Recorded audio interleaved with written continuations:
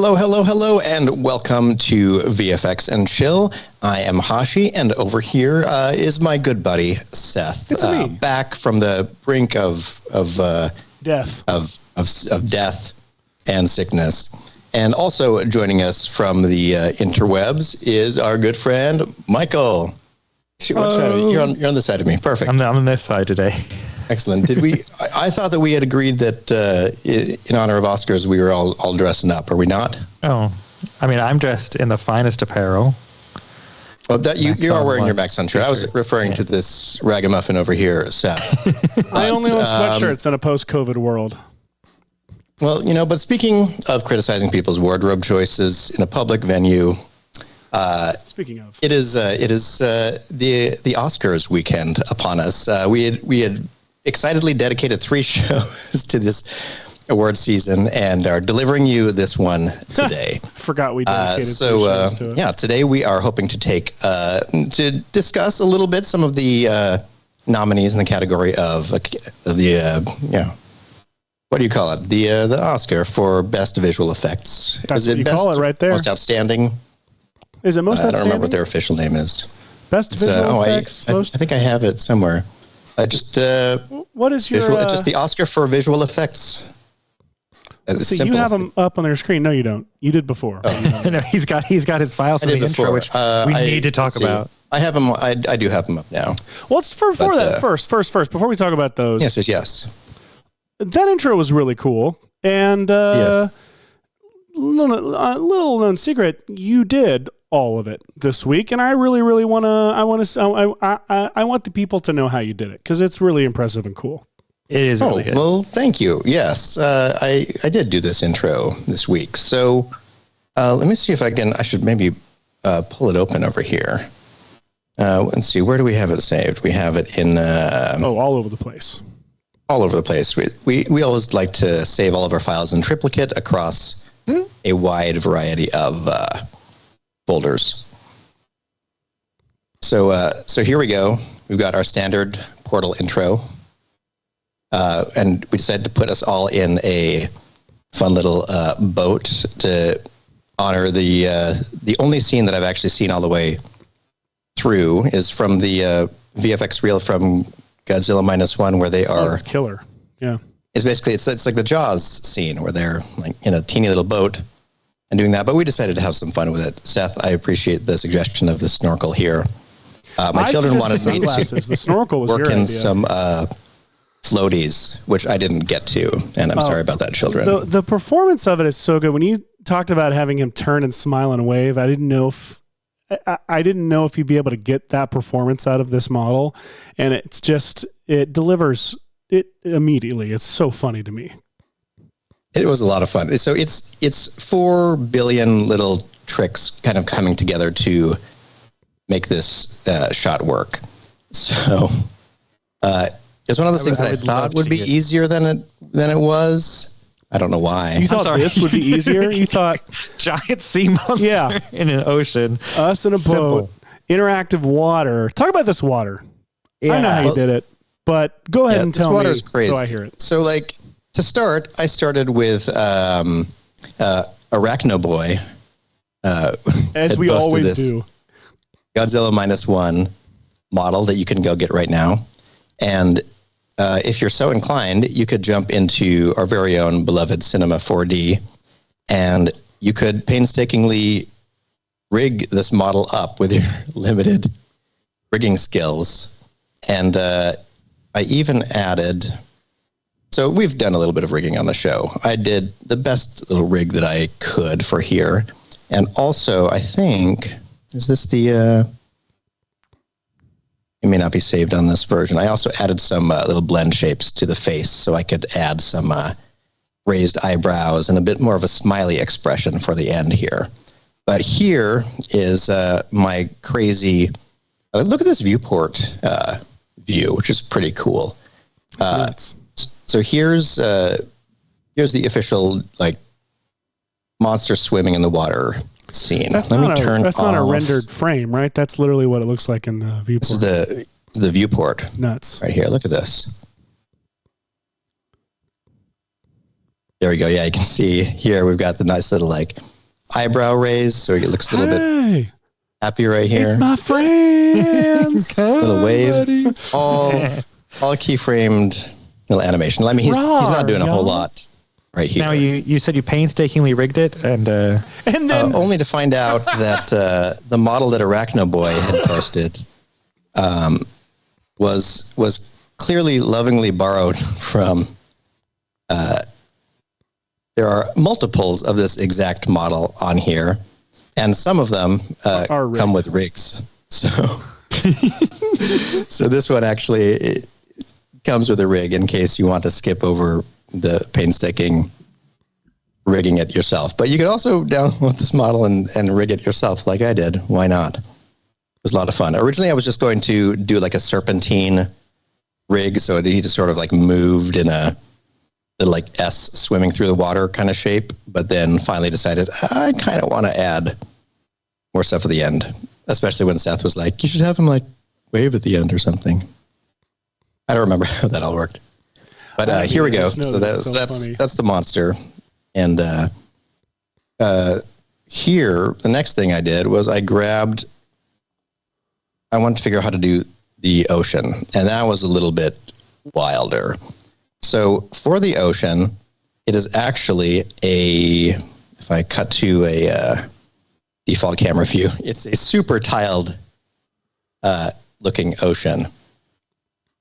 And what it actually is, you can kind of see that each section about this big is a tile, and then I've made a little grid of like 10 by 10 of them, and you can see it from afar. I have added a formula displacer to that card, and then cloned that out. Back up. First, the thing you're tiling is geometry of like a sculpt of water, essentially with a texture to it, right? That's why it looks so good. This isn't a simulation you're doing. No, this is literally this static piece of geometry, like a wave frozen in time, which is my favorite Madeline. Just closed my I'm going. Let's see, what is it called? Ocean wave. Oops. Slowly learn to do my web searches off screen. Slowly. And then bring them in. But then we don't have such, intimate memories, the two of us, during our prep sessions. Here we go. So from the Alex, available on Sketchfab, right here is this lovely tileable piece of ocean. You always it's real close to tileable, but I think that there was a polygon optimization run on it before exporting to Sketchfab, and so it doesn't quite line up, but it's very close enough that I was able to sort of, with Seth watching, trying to like mush them together and get a connect object to grab the seams of these and put them together. It works, which almost worked. So what happens now is this is the part that I think is so brilliant, is what you're about to show, is that like this is a static ocean model, and in my mind it's like, well, the little frozen wave needs to move, like this isn't going to work, and you're like, no, it's going to work. I'm Hashi, and this happens. See, there's apparently I didn't realize there were keyframes on my default camera. Uh-oh. So look at this. Just nuts. Like the standard formula displacer running through this whole thing means that if I'm down right here at horizon level, and you're moving, I'm getting these really cool looking bits that, here we go, where the formula is moving through the wave like that. And you just get this sort of general sense. And then on top of that, I ran that through another just noise-based displacer that was running in an opposite direction. So you have multiple things that are distorting and undulating this. And then, of course, like our camera move is super dynamic. That's the big thing for me. I think that makes it all work, is that the camera's moving so quickly and closely to it and across it that you don't get a chance to really notice the limitations of it.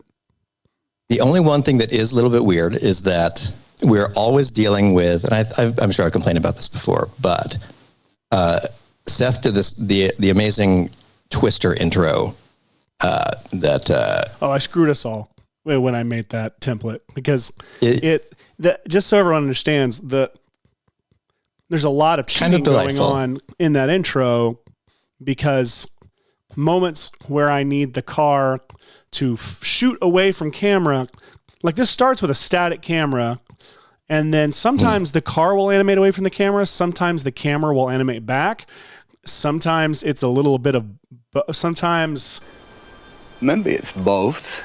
And so you played to camera. You do what all animated features do, where it's like if it worked in the frame, if the camera moving relative to the prop is correct, that's fine. But when as soon as we started to try to expand this into some of our other worlds, I think the Furiosa style was the first time that we took this, and I, for the first time, had to imagine what would a ground plane be doing this whole time. And because when it's flying and you can be untethered from it, that's fine. But as soon as you need to move on a ground plane but keep the same animation of the vehicle in place, we need to invent how the camera is moving around it. And so the way I did that was I exported your After Effects scene and then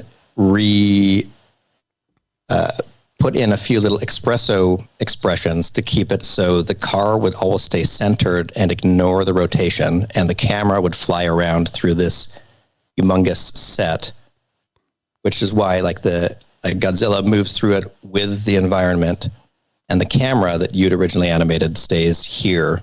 And all of that ends up giving us this really cool original move, which is like you fly up to and alongside and then turn back and look at something in 3D. I used something slightly similar on the Groundhog Day one because I was also trying to preserve the camera move. Well, you're trying to preserve it because what we really want to do eventually is like a supercut of all of them together. We learned this week that when you do that, though, it creates epileptic seizures. So we're figuring out what that supercut is. Aren't those the best kind, though? But let's see. I can load up one of our intro grids just because I feel like this is worth noting. I'm totally going on this tangent just because I'm in a tux and need to acknowledge this crazy work that we've done. So if in case you've not looked super hard at a supercut of all of our intros, what's fun about them is that we try to use the same vehicle and the same blocking to take us through different worlds with the same camera move. So look at these. These all look like Cinefex covers to me. Like a weirdly bad Cinefex. But overall, I guess I should just play it. But if you play it through, the blocking of the vehicles and the camera work is the same for them all, which is, I think, tremendously cool. And so, I think mission accomplished. The problem is it just makes things like simulations tough, because if we want could be kicking up dirt and dust, you'll have dirt and dust that just suddenly flies forward for no reason or flies backward for no reason or left and right, because what's actually going on, you're getting this action from a combination of camera and car movement that are at times acting completely unnatural to offset each other's actions. It's nuts, but that you've been able to take it and and adapt it to so many different, because the stop motion one, I remember you figured out, let's just move the ground with the car and just have it on a motion tile loop. Yeah, that one was genius. Very ridiculous. It was basically like you had, our car with a set bit of animation and the camera moving around it. And so I created a giant globe that had a tiling ground texture, but attached it like this to be spinning under the car like this. And then just took that whole geometry and squished it down. Well, see, I guess like this. That's right. I remember this. So it was technically a like little saucer of a spinning globe animation that was squished down to run under the car. So then when the camera was down under here, you could get like this cool anime sheet horizon thing. It was much bigger than that, but if you watch that intro through, you can kind of tell. And then for this one, I had 4 billion different layers trying to come up with the final look. I'll try to wrap this up quickly. It was just basically, I made these to a couple of little bits, grabbing some things from stock footage like that. Or it would be like a long side of a little wave crashing. Oh, wait, can you show your loop of the production crate asset? I thought that was very useful. Oh, yeah. That should be in here somewhere. Nice, Leduc. Justin Leduc says, this stream reminds me of Dune 2 because Hashi's Dune too much. Perfect. Beautiful. Justin. Now, Justin also was bemoaning that there is a tool called Hot 4D that brings in the Houdini Ocean Toolkit into Cinema 4D. And if you have Insidium's tool set, they also have an implementation of that where you can get like nice, gorgeous ocean waves in Cinema 4D. But Hashi's trick is just, it's so fun because it friggin' works. Like you don't think about it when you're watching everything in full motion. I'm surely going to get in trouble for asking this, but Hot 4D is really the name of that product? Houdini Ocean Toolkit, HOT. Naturally. And then in Cinema 4D, 4D. So Hot 4D is the name of the Hot plugin. 4D. Great. But it's also the Houdini Ocean Toolkit. Like those sort of algorithms are also in Insidium's Ocean stuff as well. I'm excited about the trap code particular part to this too, by the way. So we need to make sure we talk about all of it. See, I'm looking. I'm thinking that I opened the like a slightly older version of it there. Let me see. Oscar -1. Intro build. Maybe that was it. I don't know. Too many pieces. That's what happens by the end of all of these. They have too many pieces. So many secrets. Her hair is full of secrets. Why don't I see it? Whatever. I did make these fun little splashes, which Michael, I'm sure, would love to see. So check these out. Yes. I wanted to like when the Godzilla raised up out of the water, I wanted to have just a little bit of particles that like dripped off of the jaw, like fell down and just like splashed on the water like that. There's one. Here's another render of one. Here's a third. Some fun little simulations, and all those are let's see. I could do one from scratch right here. New project. I probably need to tell it not to save. And then, if you're like me, you always have a particular effect loaded up. So here's particular.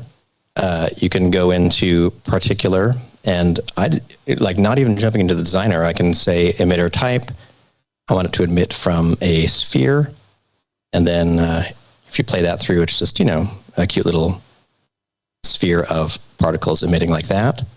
But then you can go down and do some fun physics things, like say for the environment, I want it to have some gravity. Say 987 pixels or 978. I bet that'll be close enough.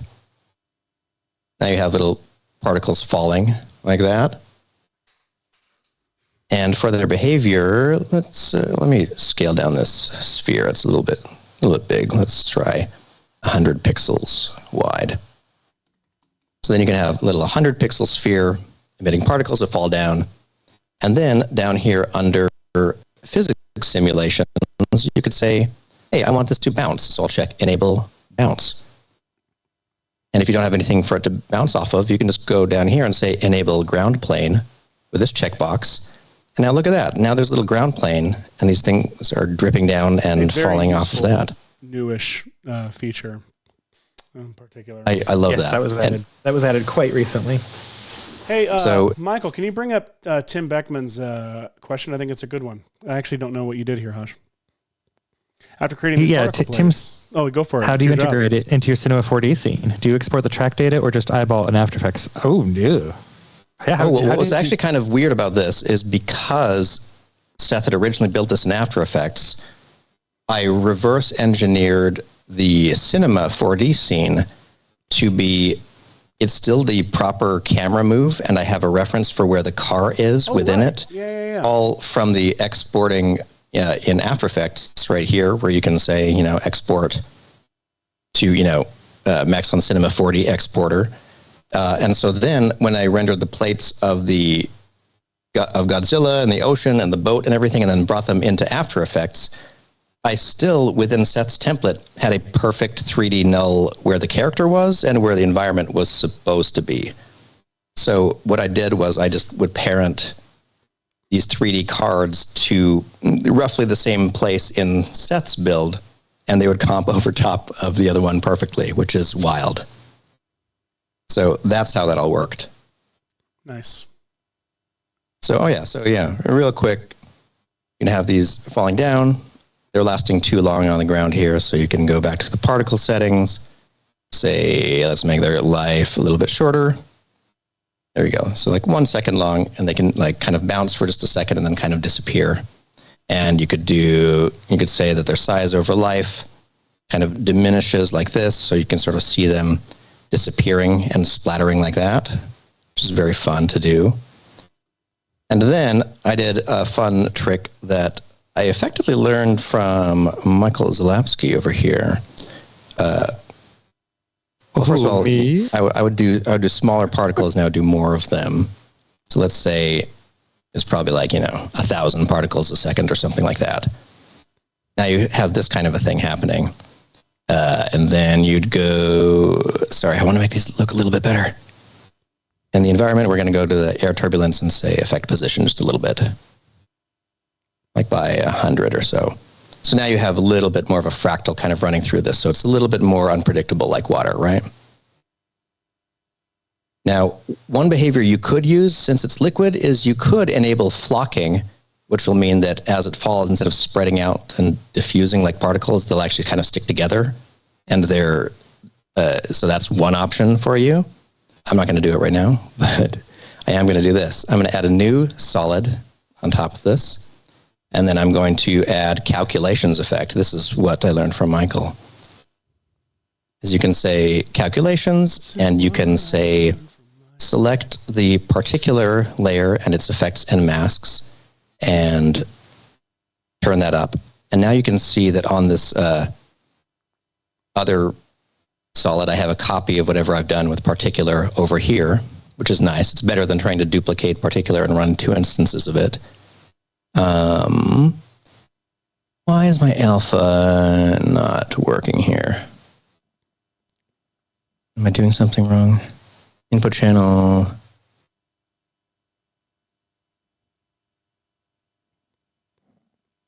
Wait. We have about 3 minutes till we need Set the blend mode to copy. Oh, whoops. That's it. Michael, I love Tim Beckman's question, but is there a way to make his comment go away by any chance? No, we're stuck with having it on there. Oh, good. Oh, no. Welcome, Tim. To this Sorry. Yeah, and oh my God, I've taken up way too long doing this.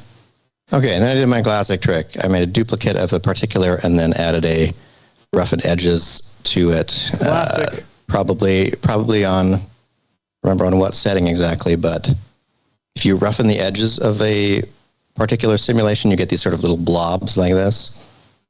Let me zoom into the camera so the particles are a little bit bigger. You get it. If you add a roughen edges, you get kind of this effect. Little blobbies. Little blobbies. And you can mix that with the particular simulation. And you can actually do, depending on how many particles you had, if they get, let's see, where are my particles? I'll make them a little bit bigger. If you have slightly bigger particles that are sort of overlapping with each other, now you can really see the little blobbies like that. So they So you do a roughen edges, like a little and then you do a little Okay. vector blur. Vector blur is the big trick for me with fake water.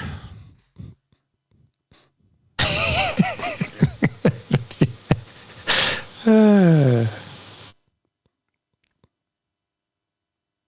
feel like I still see myself. I don't know if you all hear me here or not. Wait, where'd you go? Oh, yeah, we can see you. You got real quiet. Oh no, your All head. right, I don't know what happened. There Yeah, you're back. was a power surge in here. Whoa. Oh, I think it just took out my sound though. Everyone be very careful with vector blur. Yes. your sound is back. Is your screen share still working? Luckily it just I do- freezes to whatever his last thing Oh, was. thank goodness it froze. My monitor's all rearranged too. It did that like. Oh, that's good. Timothy says. So calculations. I think that is a good sign. That, Yeah. Timothy says.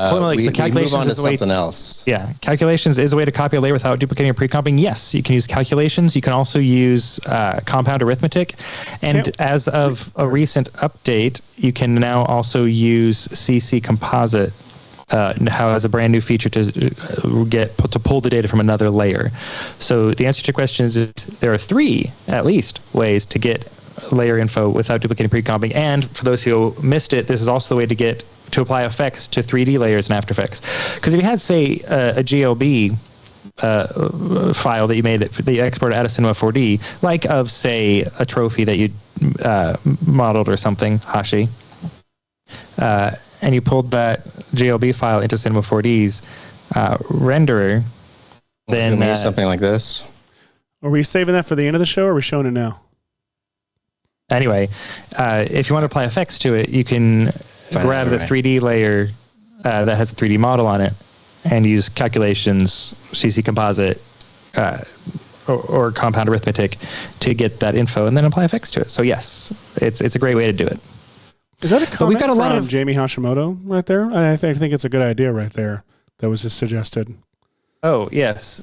Jamie Hashimoto says we should do a vote for the best intro. Oh my goodness. Excellent idea. I do love that.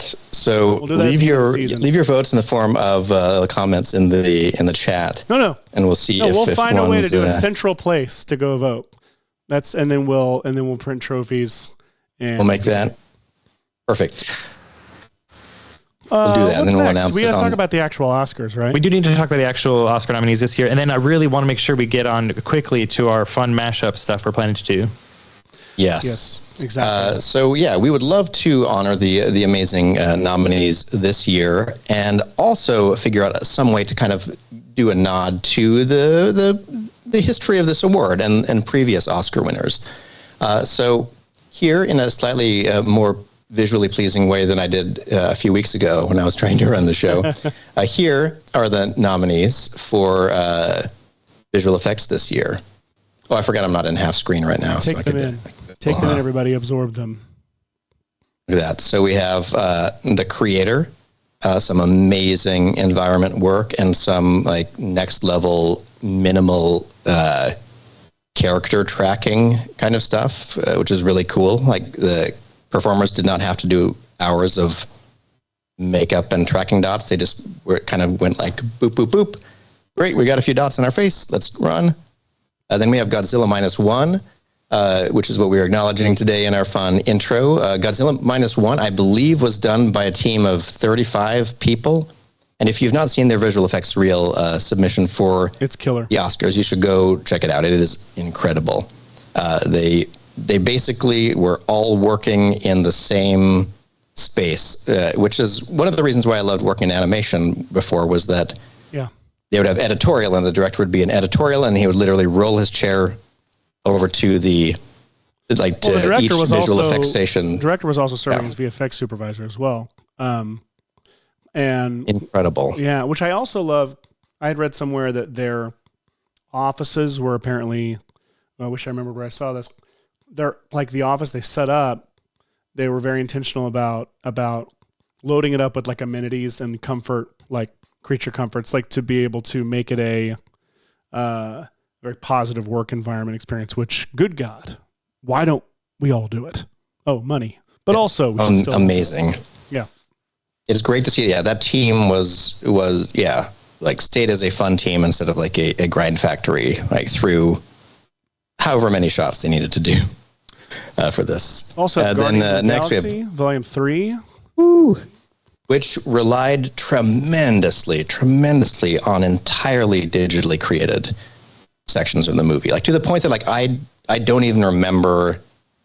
Like that world is so immensely created from the ground up, which is cool because it's like a result of like James Gunn saying like I could do a Marvel movie for much cheaper if my digital pipeline is much more relied upon, and we just all need to roll with this. And that sort of expanded into the look of Guardians being exceptionally digitally augmented and created to the point where they got to this movie where the entire intro and all of these cool sections with Rocket are basically like a high-end animated film. And they're the best parts of the movie, I thought. Oh, 100%. I really loved that movie. Like, and then not to mention, then they have whatever that. How long is it? 3 minutes? Oh, this incredible shot that is all we talked about, on the show, and you guys talked about it while I was off the other week. Like it's this oneer that's basically, I think, like 3 or 4 or 5 like shots stitched as one, but it's all set to No Sleep Till Brooklyn, and because of that, it has a very specific runtime and very specific beats it has to hit at very specific points. And anytime they would make an adjustment to the timing of one part, they would then have to make up for that, compensate for it later, and so it's all overcranked too, because there's a lot of slow motion elements too. So they're rendering more frames. Like it's just a monumental amount of work and planning, and it's such an impressive sequence. Yeah, it's really great. Hashi, you freeze again? Michael, are you there? I'm here. We lost I'm Hash. moving. Yeah, Hashi just disappeared. His internet has cut out. Oh, no. I'll keep going. Then we also have Mission Impossible Dead Reckoning Part 1. A title of brevity, if there ever was one. That is, the work in that movie rules.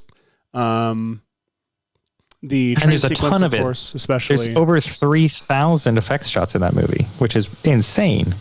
It's insane. And the thing is, like, it's one of those movies, a lot like Top Gun Maverick or Napoleon, to where this unfortunate, I don't want to say lie, but this unfortunate lie that where shots are that's told in the marketing of the film, that we use primarily practical effects shot in camera, and everybody believes it.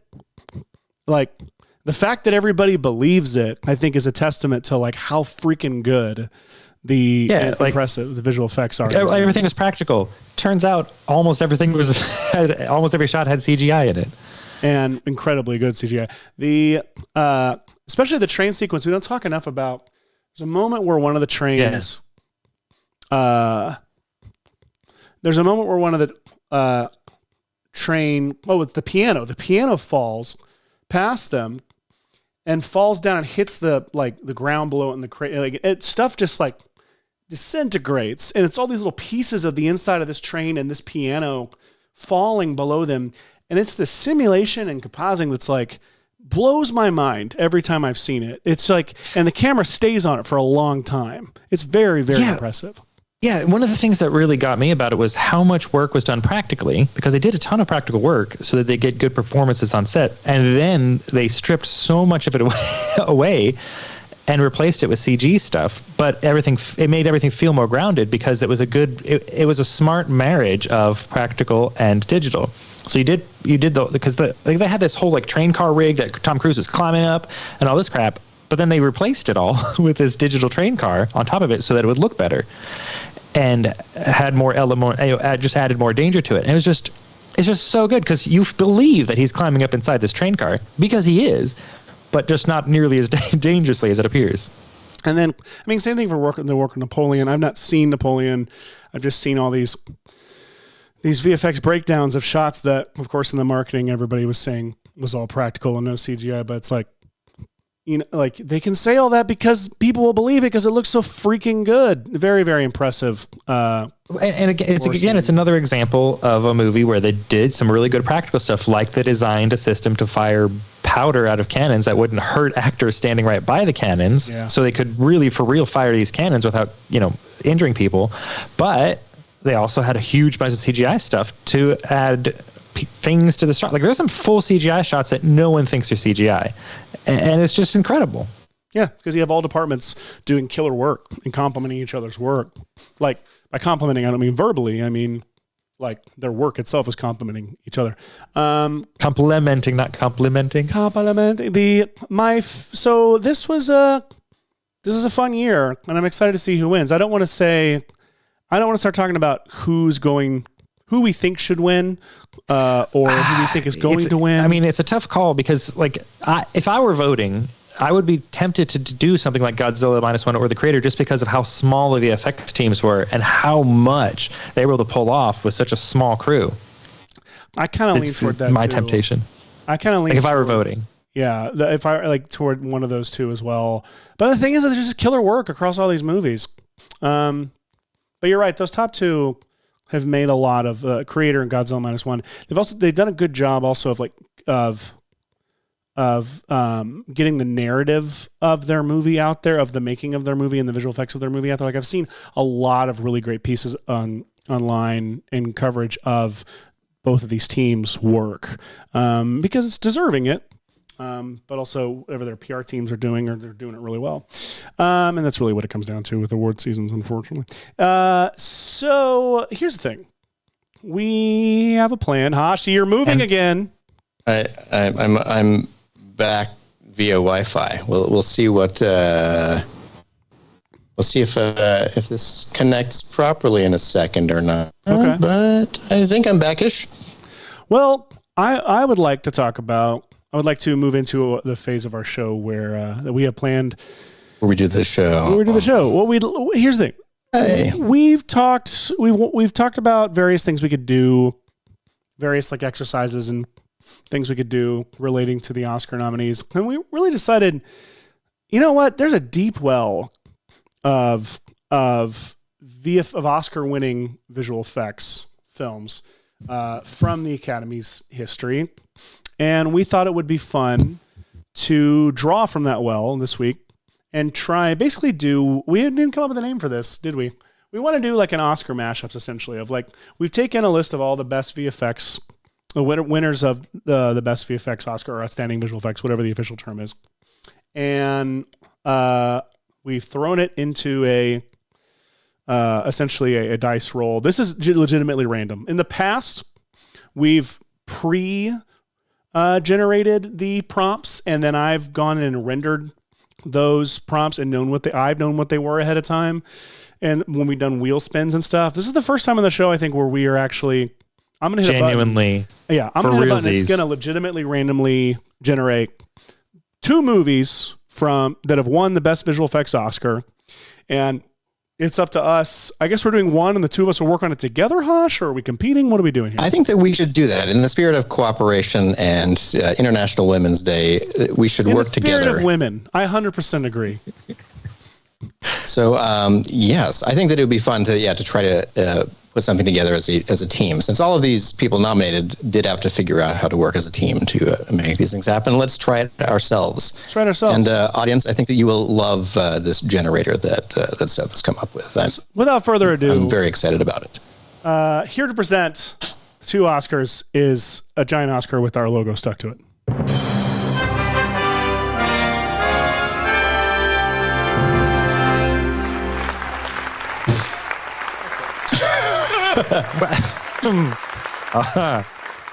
All right. These are two movies I have not seen show up in any of our rehearsals for this. Well, so now that we've showed them how that works, should we show them that it's truly random? We should show them one that's truly random. I agree. All right. Frigrid Chillweather, by the way, says they misheard and thought you said International Lemons Day. No, but if you are interested in learning from some very creative women who have done a lot of great work with Maxon One tools, the link is in the chat to a whole playlist of presentations from some very talented folks that have done presentations for Maxon in the past. So hit that link in the chat. Hit that link. And if you're interested in learning about international limits, Michael also has a link coming to you in the chat right now. No. All right, here we go.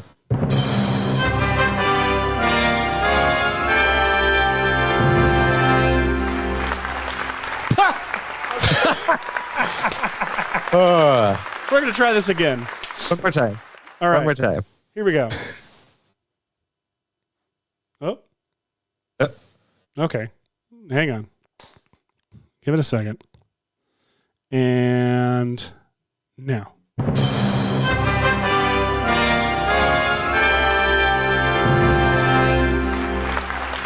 There we go. I like that this cut off the title of the top one. I mean, that is a curious case, man. Very different movie. All right. Curious Case of Benjamin Butt and Death Becomes Her. Okay. Commit to this one, or do you want to roll one more time? Goodness gracious. How about can we take a note of this one and then and decide? This is pretty good because we've got, like Fincher and groundbreaking human effects, and Robert Zemeckis and just unearthly, ridiculous human effects. They're both kind of fun, but also really specific. I feel like we could do better. I got to be honest. I think so too. Let's roll the dice one more time. Okay, here we go. But I do think that Benjamin Button needs to become one of our Benjamin Butt favorite characters. What is Fantastic Voyage? That. Oh, I see. I don't remember if it's the same as. It's not. Yeah, let's see. It's not Journey to the Center of the Earth. Fantastic Voyage. Is that into space? Is that where they go and land on, find a do living space? Goodness gracious, we had so many amazing dice rolls before this. The ones we did before the show were absolutely amazing. This is why you don't randomly generate them on the show. Fantastic Voyage is like inner space. Well, that's not good enough for me. Fantastic Voyage is when a blood clot renders the scientist comatose, and a submarine's crew is shrunk and injected into his bloodstream in order to save him. So inner space. Yeah. Or the Magic School Bus. Take your pick. Yeah. I mean, it has some cool visual effects in it. I'm afraid to roll this again. I'm afraid we're going to get Green Book. You guys want to roll it again, or do you want what Let's roll it one more time. Okay.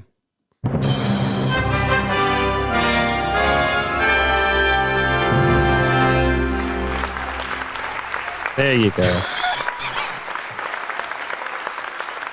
There's a mashup for you. Yeah, it's a mashup for sure. Why is this going so poorly for us? We had so many. I told you we needed to stop rolling in the previews because they were so good. That's true. They were so good. Well, it doesn't mean that they would have been saved up. Just for reference, let's see. I want to. Seth, where were you sharing these? Was it in prep? It was in prep, I believe. We had examples like Who Framed Roger Rabbit and Temple of Doom. Amazing. And amazing. Which we also do have the. Let's see. Where was prep? We also had Aliens and Benjamin Button. That's right. The Matrix and Dr. Dolittle.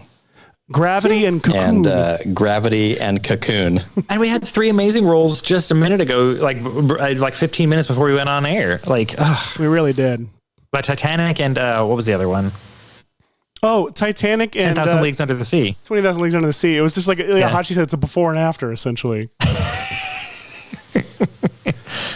All right. Which I know that 20,000 Leagues Under the Sea doesn't mean down. It means traversed through. Let's try this. Length of a journey, not a distance down. Let's a distance just for down is my favorite. My science friends. 90s rock band. Here we go.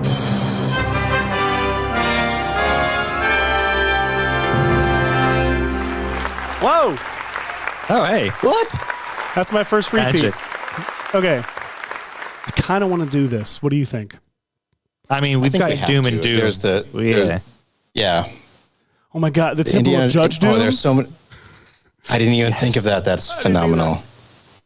That's what I'm here for. We got. Okay. Damn it. This is our bread and butter. I think that the movies made during this decade really informed a lot of. They did. A lot of humans that we know. Okay. Are we timing this?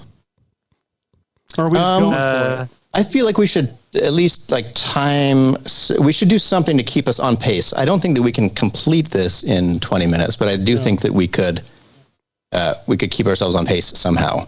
Should we brainstorm for like a 10-minute timer? Yeah, well, it's for a 10-minute timer. And see what. Oh, brainstorm for 10 minutes. Research or clips or whatever we got to grab. Yeah, let's brainstorm for 10 minutes. Here we go. Brainstorm. So. Okay, so Judge Doom, Temple of Doom. First thing I think of is you have the dip from Roger Rabbit, and then you have the we have the Molaran dip in Temple of Doom. Lowering into the lava, exactly. So okay, so is that like so is Judge Doom lowering on a big contraption a shoe into dip instead of lava? That's interesting. So that's actually pretty straightforward. Like we'd have to find.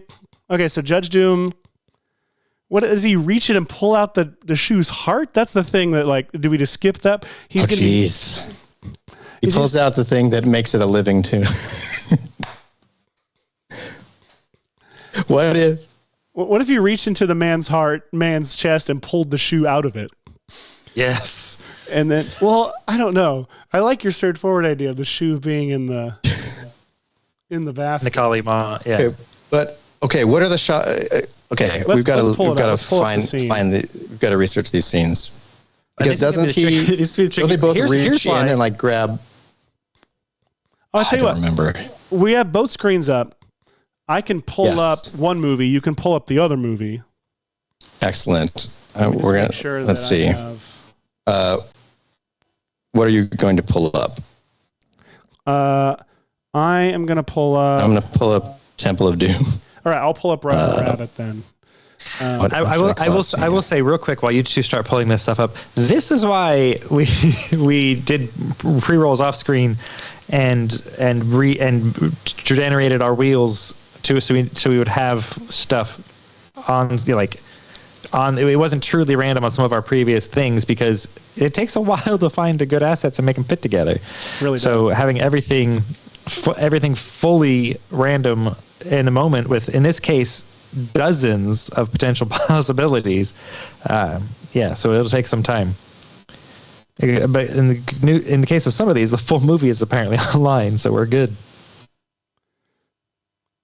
So this guy always reminded me of Kramer, and that guy was Michael Richards, the background. Oh wait, Doom or the this detective? Guy. He looks like Michael Richards in UHF. Wait. Oh. In I'm sorry. I see. In Temple and Doom. I forgot yours is up on screen as well. I was like, you kept saying this guy when it was on Christopher Lloyd, Lloyd Christopher Lloyd. I did really enjoy when my children found out that that's Doc. Oh yeah. I mean, it's Andrew. It's fun to. Andrew Smith wants you to just grab a random timestamp in both films, like 24:45, and see if you can slap those shots together. Alonso Perez Yaksik says Jessica Rabbit coming on to Harrison Ford in the bedroom. Wow. Okay. It's a much shorter scene. And Michael Paulak is wanting you to get an Acme hole slapped on someone's chest and pull out a cartoon heart. And there's lava. Quite a number of good options being suggested in the chat. Okay, we're about to line up here. I'm trying to skip over showing a big close up of the heart shot, but look at this lava. This is insanity. So, what's our main environment? Is our main environment Temple of Doom, and we're putting Roger Rabbit elements into it? Because there's also this shot where he throws open the can. Oh yeah, I forgot that was in the ink and paint factory. I was imagining it in the At the end. Well, it's also in the Ink Factory, but in you're the talking cafe, about the I third guess, act? or whatever. Well, that. But I was remembering the shoe scene, and I had transposed it into the Dolores' cafe or whatever. Dolores' cafe. Oh, right. Yeah. No, he tries to put Roger in on that. There is a moment in the third act where Jessica and Roger are tied up and hanging over there's the vat of dip, and also the dip gets all over the ground, and they're hanging up there. That could be. I do like the idea of putting the shoe in that basket, though, I have to say. So the trick is finding the right Doom shots that can replace Molaram. I feel like we could do it. Wow. Michael Powell, let's see. Fergus also suggests Kate Capshaw singing in the scene with Jessica Rabbit singing, or vice versa. And Michael Powlek says they'd also like to see the scene through the window of Jessica Rabbit making patty cake, but with Seth climbing out the window. Or into the window, making it even more awkward and weird. Ugh. I'm going to download Who Framed Roger Rabbit clip. Now, do we know how they made the lava in the original Indiana Jones and the Temple of Doom? I have guesses. My assumption is they had a tank of liquid with a device in it that could make it swirl. It's cloudy liquid, and they have a light at the bottom. So when it makes a whirlpool, the light shines through brighter in the middle. That is my guess. Well, I don't know if you guys know this, but all of Cinefx magazine has been uploaded to the Internet Archive, to archive. Oh. And so you can look right now. I mean, that is pretty much it. Like, they had these huge viscous tanks of this backlit lava, like paint or something. It was something weird. And they also, because they had to like suction and like feed it back into itself system, that they had to try to quickly clear debris out from to be able to like pump it back in. I remember that it was very ugly as they set up, but like they were able to get the amazing shot out of it and then have this ginormous full of weird debris.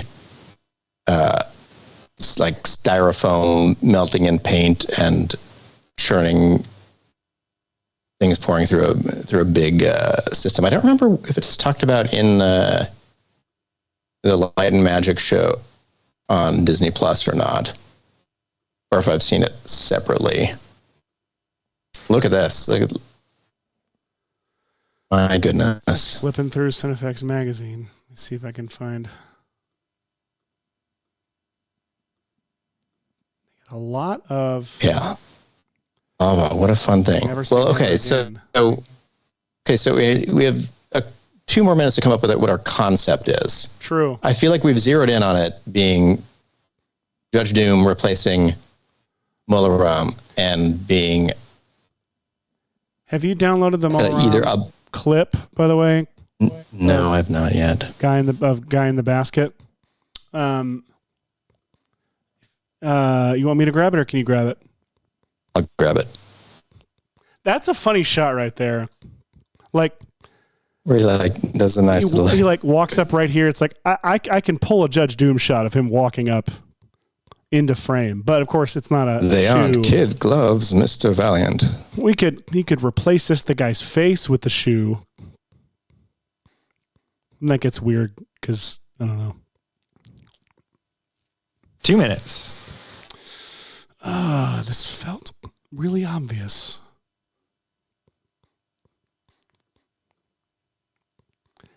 The other one is he just put Molaram's head on Judge Doom in this scene. Just that headdress. Yeah. I think the funnier thing is I want to see that shoe in that cage, whimpering. Cage. That's pretty amazing.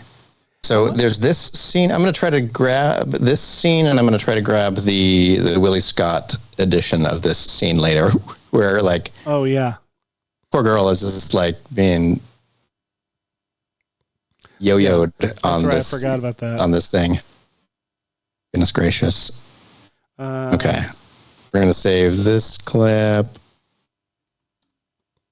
of Doom, Heart removal 1. Trying really hard to not accidentally show just the big gross heart being ripped out. This might be one of my Shots favorite from this. scenes in any movie. I mean, our channel's not monetized yet, so Yeah. I'm just kidding. Don't do it. This Judge Doom reveal and subsequent Traumatized a traumatized generation. me as a kid. Like hardcore, fully traumatized me. I have vivid memories of the conversations with my parents after when they brought me home. But watching it over and over afterward, once it came out on video, and just the sheer mania of this scene and Alan Silvestri's music, his cues during this scene are some of my favorite score ever made.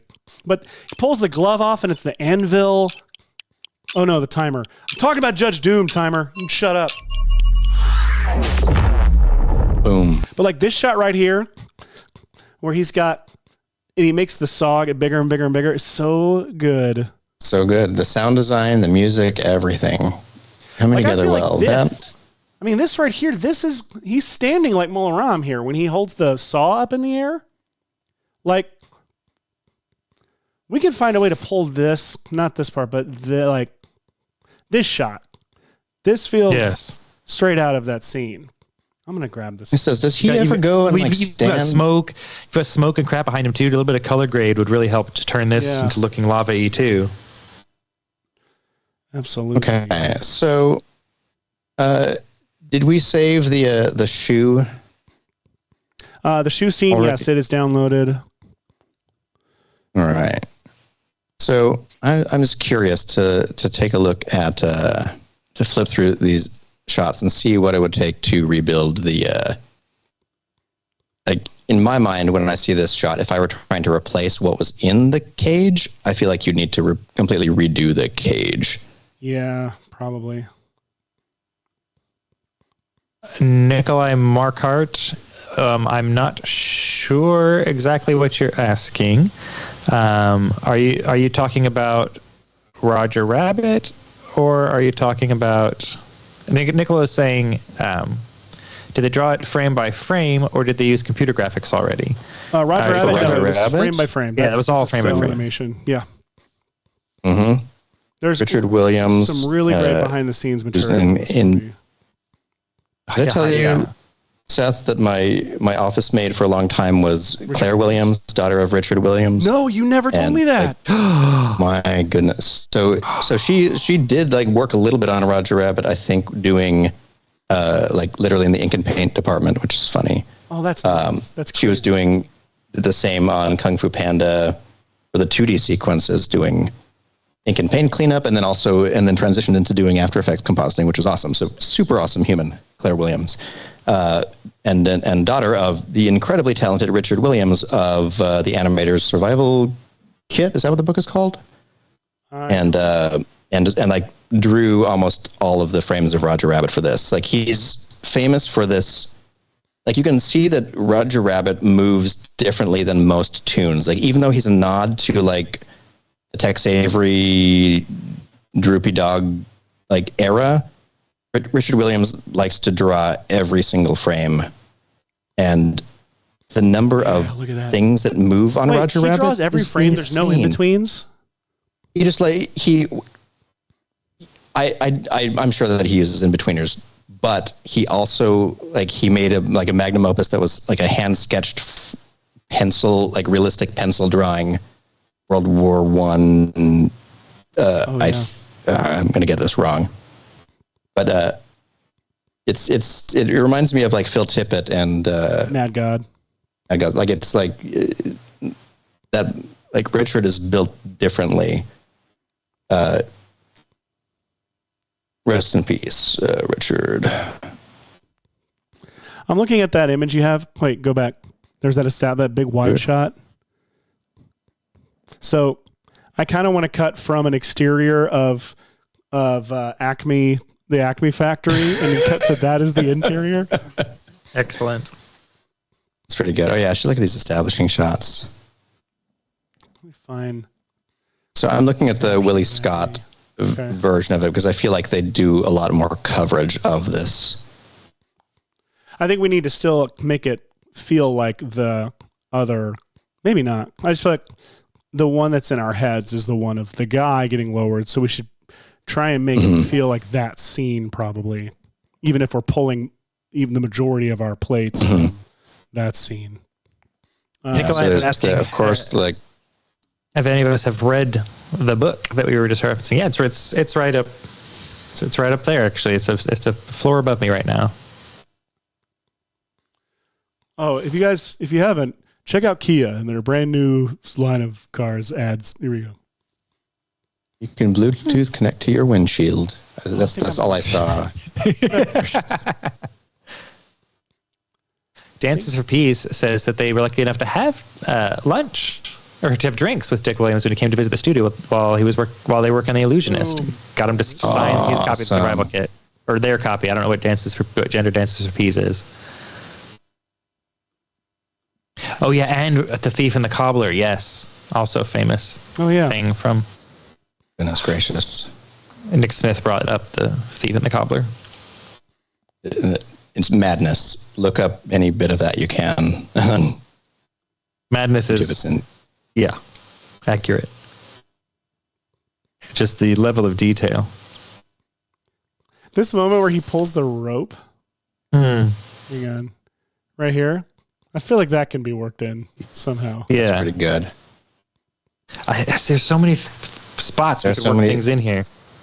There are. And Dresses, even we have a little less than an hour left on our broadcast, but just watch Roger Rabbit. That's what I want to do. Let's just watch the rest of Roger Rabbit. Let's see how this plays out. Oh my god, we got to sprinkle into. Oh my god, I just want to take the Temple of Doom shots, the wide shots, and sprinkle in these weasels holding the barrels, and they're just pouring them down into the pit. A clearly naturally filled lava pit, but we're implying that they are absolutely contributing to it somehow. Goodness gracious. My God, now I just want to go watch this movie. I know. In case people aren't aware, this is one of my top 3 favorite movies of all time. Wildly influential on me as a kid. I mean, your movie you're working on is not dissimilar. I kept having thoughts of it while I was looking at some of the stuff from your film that you are working on. Judge Doom is there's an element of the main villain, the big bad in my movie, that it used to be much more Judge Doomy, but the idea of, without giving anything away, the idea of a character that is heavily VFX driven, but for the majority of the movie is wearing a very simple physical, either clothes or disguise of some kind, to where it can just be a stunt performer or whatever. It was very Judge Doom influenced. You can't get as cool as Judge Doom. That speech is one of the best. The freeway, yeah. It's so good. It's so good, but then it's real sad when you think about the fact that it actually happened. And like Judge Doom's apocalyptic evil vision of the future is just literally what we did. Well, and they knew we had done already. They knew we'd done already, exactly. Which is why it's so good. Right? LA's Chinatown got wiped out completely by maybe I'm forgetting. Maybe I'm misremembering. All right. So obviously the little whatever viral clip we make out of this is called Temple of Doom, and it's Judge Doom replacing Mueller in all of these shots. Or we just say Indiana Jones in the Temple of Judge Doom. Yeah. Indiana Judge in the Temple of Roger. Indiana Judge in the Temple of Doom. Okay. Christopher Lloyd's. Christopher. Oh, we were talking about that pre-show. About just randomly assigning attribution of films to whoever the first person is you think of. Matthew Broderick's Godzilla. Okay. Yeah, we were talking about Godzilla because I kept on remembering I asked Godzilla as she. We were talking about International Women's Day. How do we tie it in? I was like, is Godzilla female or male? And you're like, turns out he's male, son of a bitch. Because I think in the previous show I kept on saying she because I think assumed. Because you're used to from Jurassic Park, you're used to all the dinosaurs being female. It's a combo of Jurassic Park and Matthew Broderick's Godzilla, in which Godzilla is definitely female, if not, West African bullfrog DNA integrated, where it can change sex spontaneously. Now we're back to Jurassic Park. Nikolai Markart it always comes back to Jurassic Park. Suggests Indiana Judge and the Temple of Tune as the title. I appreciate it. I definitely do. I think Doom is just too prominent. I mean, that's the problem, because it's in both of them. Like, they're both Doom. They're both Doom. Okay, right, I'm playing things crazy. I'm bringing in straight up H.264s into this. After Effects handles it better now than it used to. Yeah, it does.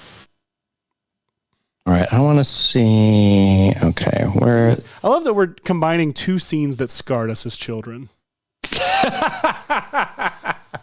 That seems to be what we were drawn to. Let's see. I mean, goodness gracious. You could have picked any scenes from any of these movies, but it's the ones that emotionally resonated with you as they both kids. Have two of the most traumatic scenes. Yeah. From our childhoods. Temple of Doom is my first. That specific scene from Temple of Doom was my first exposure to Indiana Jones. Period. Oh, jeez. Yeah. Same here. Really? Somehow I saw Temple of Doom before the others also. I didn't even see any other part of Temple of Doom. I walked into the room staying at like a family friend's house for a weekend when my parents were out of town. I walk in and they're just watching Temple of Doom, and I walk in on that scene, and nobody thinks to push me out of the room or distract me. They just let me watch the heart get ripped out, and it was life-changing.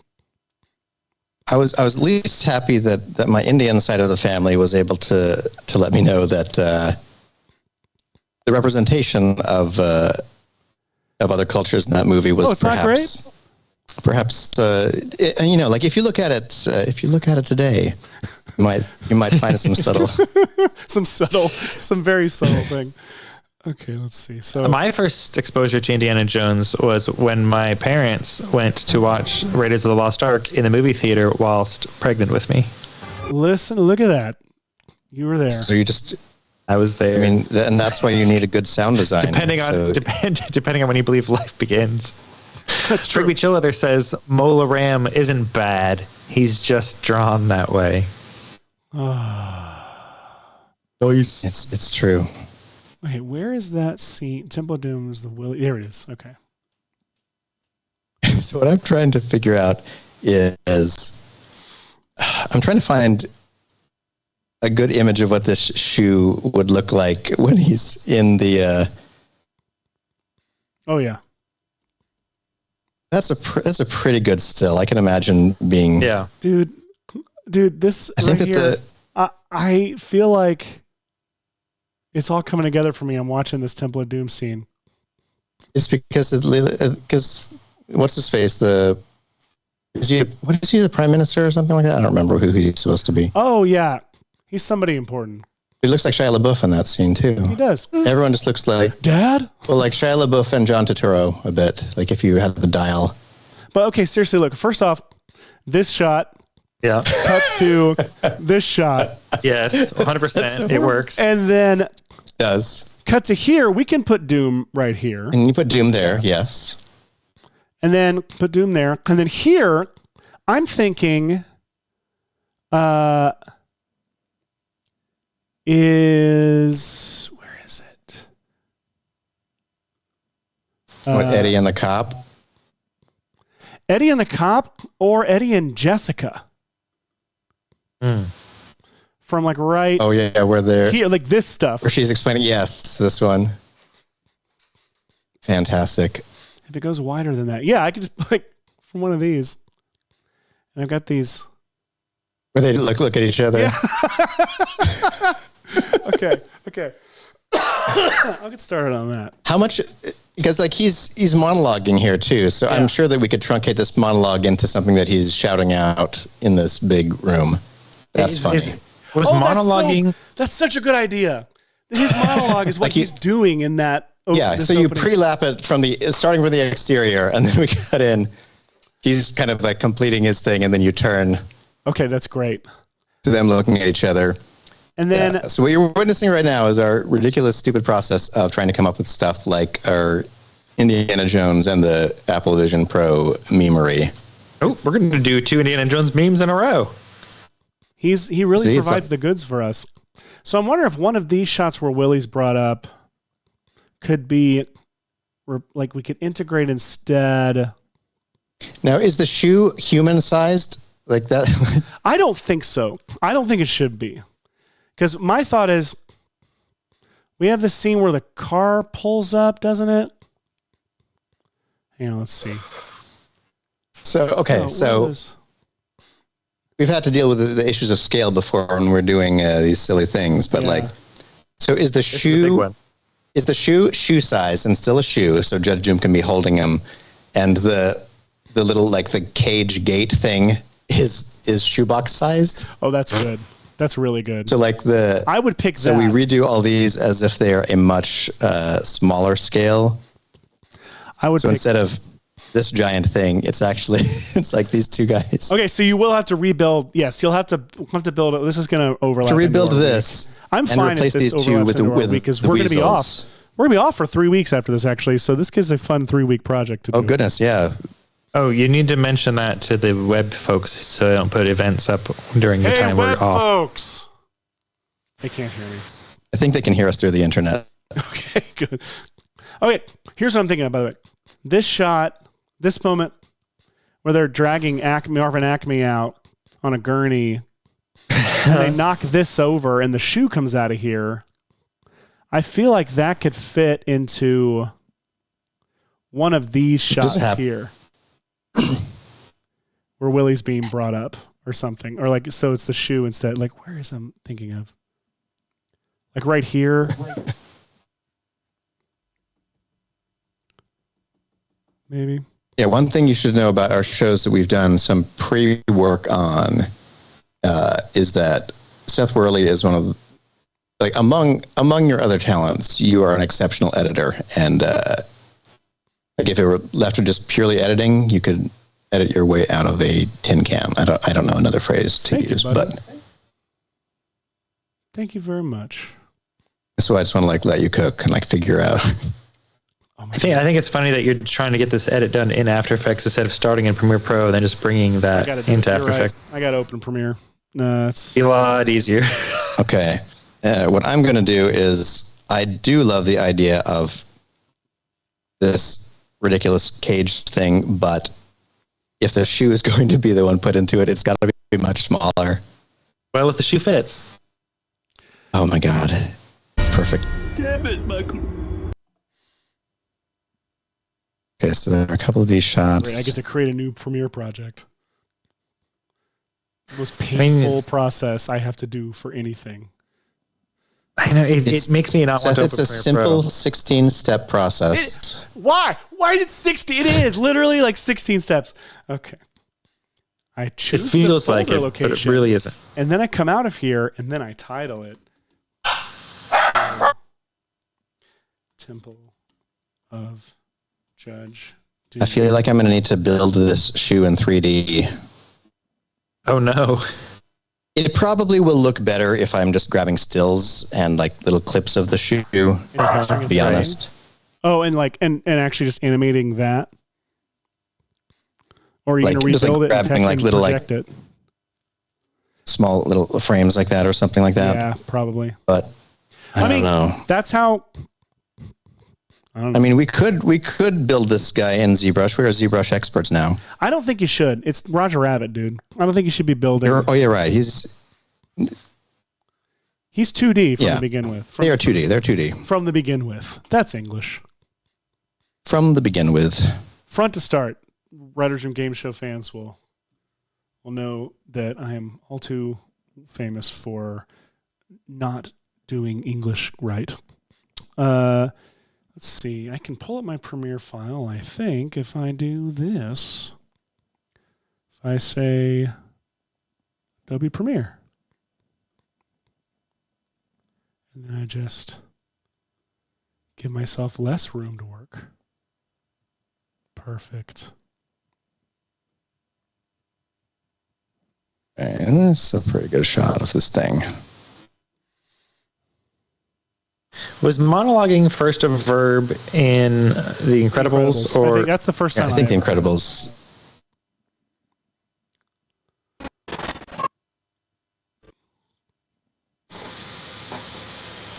yes, the sound of skipping through a timeline. Yeah, I should get rid of that. Hang on a second.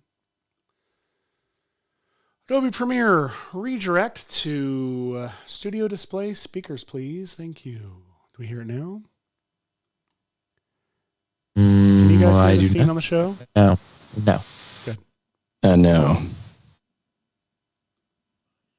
I mean, we can't. The audience, if you can hear that playing, let us know. I don't think they can. All right. I feel like this is a silly enough looking cage thing that I don't need to be incredibly faithful to it to recreate something for it. So I would probably go into Cinema 4D, just to top view and start drawing some shapes. This, I guess it's arguably an octagon, but see, so it's got 8 sides, and it's maybe there's a simpler way to do this. Okay. This would be a good episode to do for 4 hours, 10 hours. That's right. It was suggested in the chat earlier that we do a 4-hour episode.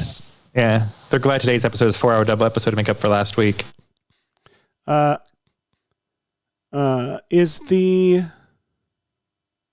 it on the show on my? I literally can't remember. Where I was talking about Comedy Bang Bang and what I want to do for the show. That was off show. That was off air. Right. Yeah, for the 10th anniversary of Comedy Bang Bang, he did a 10-hour live show, and I think I heard somewhere he regretted it like 2 hours in. Hashi, what are you trying to do, buddy? I'm trying to. I want to make this. I want to make a duplicate of this little cage thing, and I kind of like the. I wanted to make a square with edges like that, and I didn't remember if. I guess I could have probably created a rectangle and then done. Wait, can you do like caps on a rectangle or like rounded edges on it? Rounding, but with very few. Yeah, that's what I meant to do. Rounding, but with very few. Intermediate points. None? There we go. That's what I should have done. I wonder. Just for. No. Hang on. I can just try it on my end without asking you. I can just launch Cinema down here. It's true. I don't know. I don't know why I'm making this more complicated than I need to. But I want to make a little one of these that the shoe goes into. So what has it got? It's got like sort of like slightly rounded corners, and then it got these gates close onto it somehow. They're hinged here. And those hinges are confusing because well, I mean, if it's containing... It could be attached here, but that looks like it's attached, but it couldn't be if it opens, because then it's not right rolling on that hinge. It doesn't matter. People will get it. So I'm just going to throw a crappy wrought iron texture on it, and it'll look fine. I'm overthinking it. Crap. I just did scene edit detection and then realized all of this audio is set to 5.1. Oh no. Crap. I'm gonna switch it to mono and just use the crap. If I do mono, which one do I use? Left, right, center? That's a good point. Oh, Andrew Smith, Han and Carbonite would work for the scene. That is funny. Oh, it totally would. Anybody out there know? And Jason Murphy's asking if you're going to leave the two guys the same size, so it's two guys rotating in a tiny cage. Oh, 100%.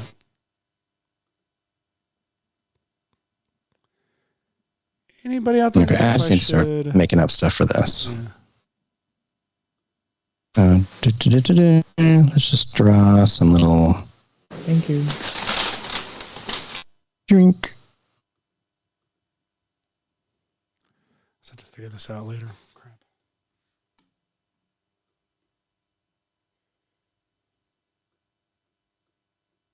Oh, I should throw these into a little symmetry object. A little symmetry object. There we go. Okay, I'm just trying to create some kind of similar enough looking thing. We'll all know what it is, right? Why am I the wrong type of splines? I can't.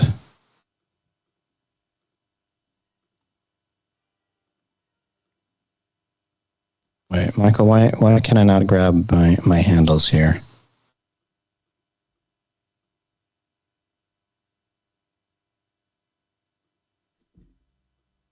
Go into move mode on the left. Oh, whoops. Thank you. There we go. A little bit sharper. This one over. Make it a little bit sharper. Yeah. And okay, now we've got something kind of going.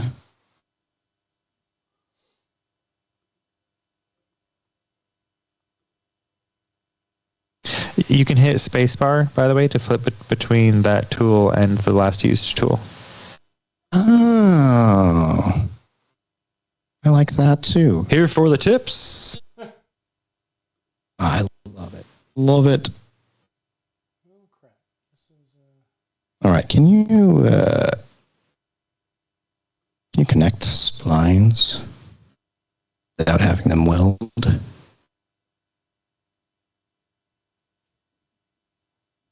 I am not hearing. This is nuts.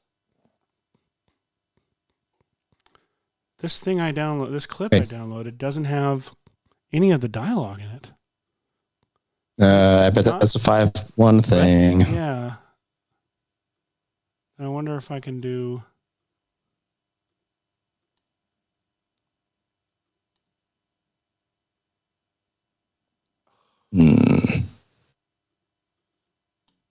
Can't I?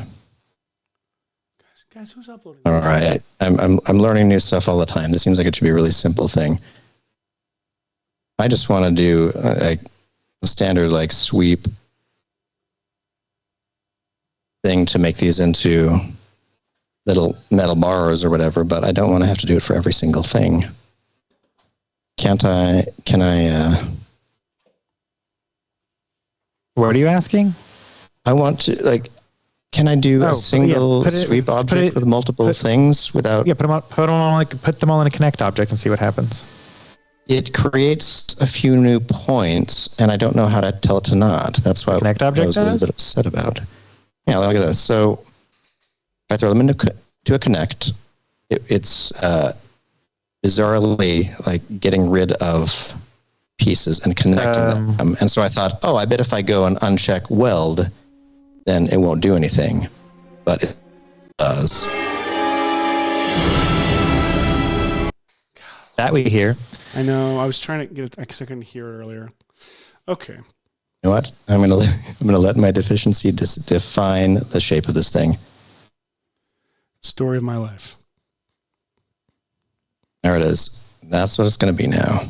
There you go. Okay, I'm gonna shrink the circle a little bit. So fine. Now we've got this little thing that'll hold the tune shoe. Excellent. How is it constructed? It has forward bars there, and it just has straight bars in between.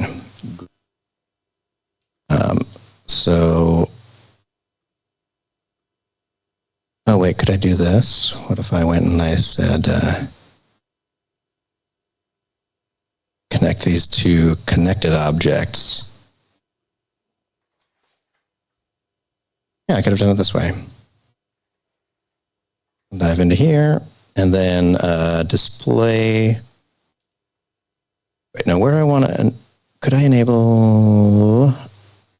some snapping if I were trying to like draw between these.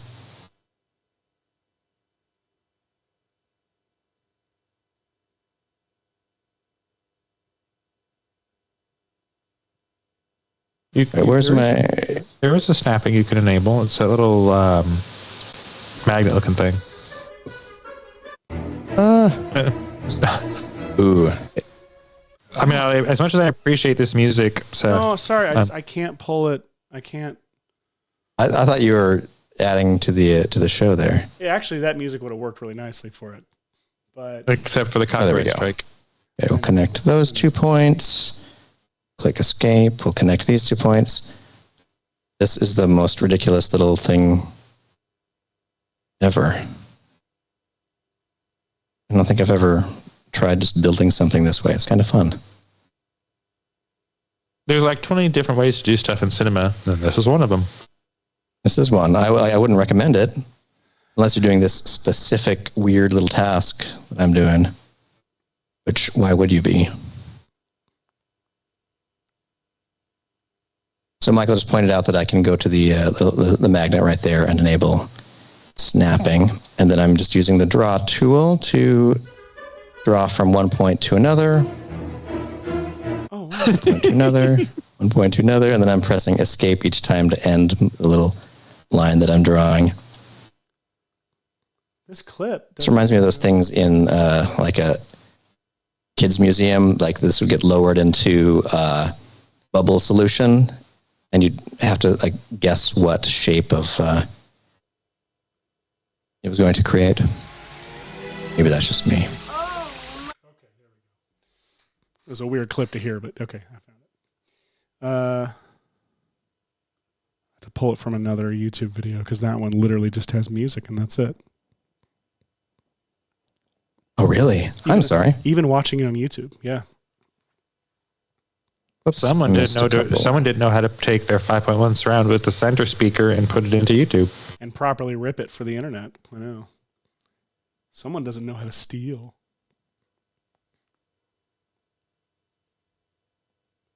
There we go. All right, now I've built sort of a bit of this KG thing. And then I'm going to add a couple of...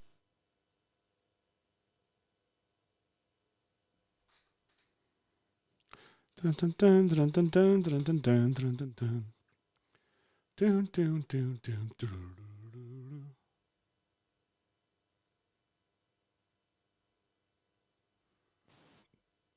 cubes that I'm just going to turn into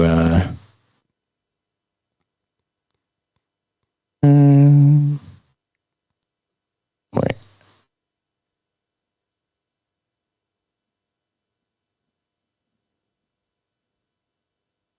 Why do I feel like I'm not seeing all the things that I want to? Story of my So I make these little like flaps that have some thickness. Girl, everyone meet Buffy. Thank you.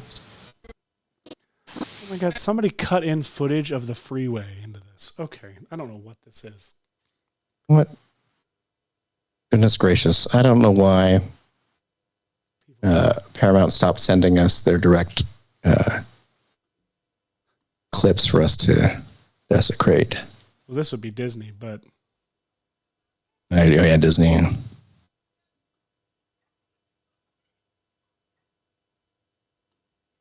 Okay. Nick Smith says, I never noticed how much Roger Rabbit sounds like Back to the Future because Sylvester. Sylvester, my man. Yeah, if you can get Al, if you can get Alan to come over and score your film, like whenever you have the chance, do that. It's totally worth it.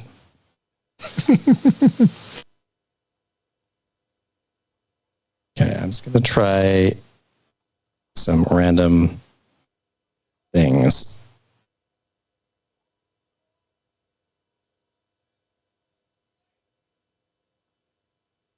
Cage thing. Where's the object size? What is happening at the top left of your screen? That's what the clips that they put into this movie. Were they trying to do like showing LA what it became? Oh, it's like we stumbled upon someone's like history report on the Pasadena freeway. That's really funny. I was thinking it was like, I just looked up and I thought I saw an ad and I was like, is this like what happened in Star Wars in Chile where they, or wherever it was, where they just cut into those commercials like they were part of the movie that everyone has seen this week?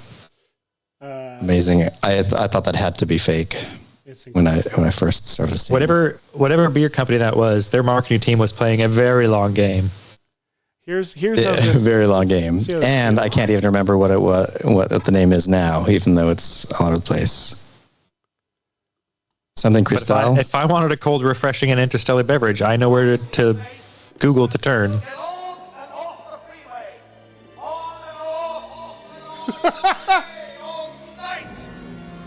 This is very funny, Hashi, putting Judge Doom's freeway monologue with this footage. Hang on, it's the right tracks. Let's do. Let's see, audio. So far, restaurants serving rapidly prepared meals. Where is that? Now I've got this. I'm gonna say this is roughly right for this stupid cage thing. So I'm gonna save this version with everything still editable, but then I'm going to increment and save, make a new version where I'm taking everything and I'm going to throw it into a connect object. Here we go, connect object, and I want you, and you all thrown in here, and then I'm going to real quick watch this. Turn that into one piece of geometry. Watch this very rough.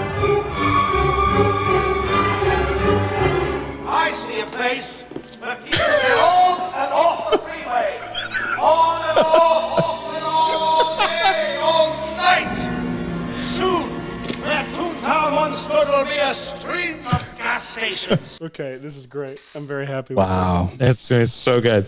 That is perfect. And the chat has clarified it was Cerveza Cristal from indeed Chile. And Nikolai Markhart is asking, why is Hashi's screen a bit more stuttery while Seth's screen is running more smoothly with his FPS? And that is because if you missed it earlier, Hashi lost power and his main internet went out, and he's trying a secondary source of internet for one. I'm trying to Wi-Fi my actual computer tower into this show, and it's kind of working. Plus, Hashi's coming in through Skype. I'm running the show from my computer, so there's naturally going to be a little higher quality of what you're seeing from me than unlike everywhere else in the world. You're going to see higher quality from me than Hashi. Phenomenal. All right, now my next favorite trick is the volume builder and volume mesher. I like to use them to just make ridiculous stuff. So like you can throw it in here and you start with your voxel approximation of whatever your build is. But then you can say, like, instead of 10 centimeter sized voxels, let's try 4. Okay, now you have slightly more defined thing, but it's weird because it looks like it's lower resolution or whatever. But then you can throw this into a volume mesher like that. And now what I'm starting to get are all of these bars, instead of looking like rigid, distinct geometry, they start to melt together in the corners like this. So the more I turn down the voxel size, the more accurate it'll be to the original model. But since it's going through the volume builder, I get this kind of cool warbly edge on all of these straight pieces, so they look a little bit more like wrought iron, and they also melt to each other a little bit like they would be welded. Neat. It's an effective way to add just a little bit of an organic look, and of course you can always add like a displaced deformer to really add some detail to it later when necessary. Let's see, just out of curiosity, if I threw a displacer in here, Well, Wait, what I was going to say is, why did it do that? Oh, take it out because you have to put it in a null object as a sibling. Yeah. But I was going to say, rather than doing that, you can add a Cinema 4D noise into the volume builder and really grunge up the edges there using some of the other potential blending modes. Oh, let's see. Where would you add in noise to the volume builder? What's the menu option for it? It's just a field, like a noise field. Oh. A random field down to the field section. It's right.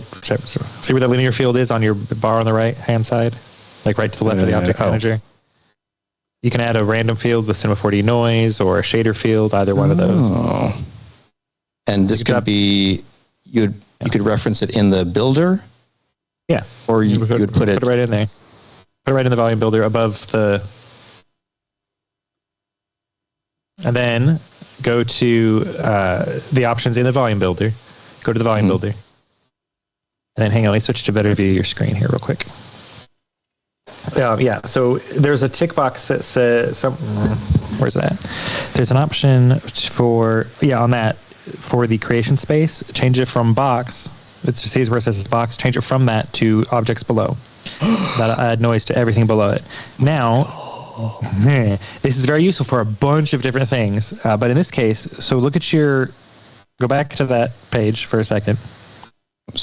And look at the blending mode options. You've got union, which is where they meet together. You've got subtract. You've got at intersect. You've got options for how it deals with that. Yes. So you could do intersect is kind of looks like eaten away, or both subtract and intersect look a little bit like that. Union is more additive. Yes. Cool. And then if I went to the random field properties, change the scale, change the noise type, using Maxon's famous collection of noises for different looks. Famous. Yeah. I'm going to go with a Naki. Naki. Yeah, I knew it. Always Naki. And then of course you can lower the opacity of it and all the other kind of stuff that you like you would in Photoshop or After Effects, to have it have more or less effect. Oops, I don't want speed. Space is within the field. Scale. Weird. Okay. So I do want in mind scale. You can go beyond that.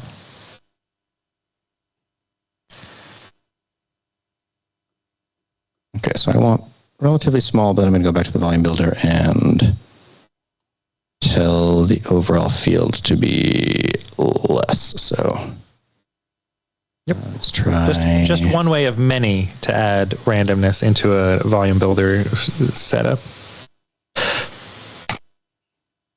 Also a good way, if you're using a fog volume and you're trying to make clouds or smoke, this is a cool way to get a cloud-looking thing in the shape of whatever you want. You just put the basic overall shape of your cloud in the volume builder, and then you add noise on top of it. And in a fog, you have a bunch of different blending mode type options. And you basically add nice, noisy, cloudy look to your thing. It's really cool. It's a really cool way to get very stylized, cool clouds. This would be very good for, you could do some very good underwater, barnacled up kind of. There's tons of things you can do with this. Fantastic. And hello, Guvu, who's watching us from Kazakhstan.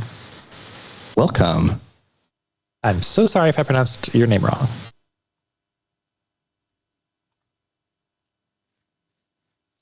Okay. What I'm getting is that's bothering me is, let's see where, here in the field, I'm going to try, maybe I'll just do the intersect mode and then turn the size down. That might look more like what I'm after. Right, no, still a small scale. Losing too much time on this. How much time we got left even? Oh, even 18 minutes.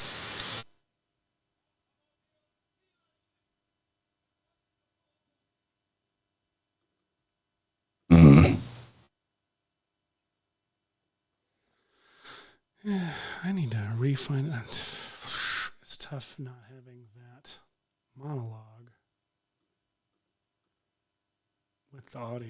I don't know why I was having trouble scaling the noise to a place that I liked what it was doing and was visible. I don't know if my... Well, keep in mind that this is also just pushing around the polygons that are available in your voxel with your voxel size. So to make it smaller, you may need to. What are you talking about? There's no road. Sorry. I mean, you need to put that back. You need to put that back in there, but you just need to adjust the volume size, the voxel size on the volume builder. Oh yes. Oops. I do. Just put like 1 and see it. There you go. Ooh, look at this. So now you're really actually seeing the voxels in there, which is cool. Let's see, what type of feel did I end up switching to? Oh, cell noise, yeah. Booyah.